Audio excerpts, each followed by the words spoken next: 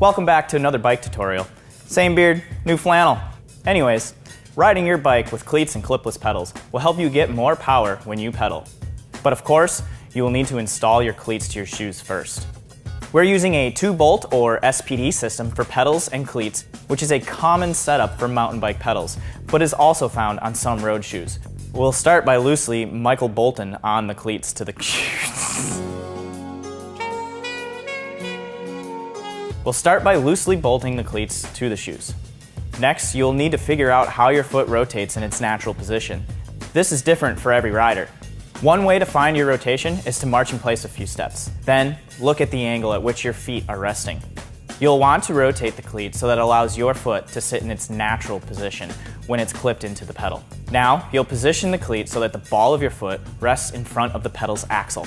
Put on your shoe and find the ball of your foot, which is the bony part on the inside of your foot. Using a pencil, sticker, tape, or any non-permanent form of marking, mark where that spot is on your shoe. Shift your cleat forwards or backwards until the middle of the cleat falls about 1 centimeter behind the mark. Tighten the bolts as tightly as possible without stripping the screws to secure the cleat in place. Last step, clip those well-fitting cleats into your pedals and go for a ride.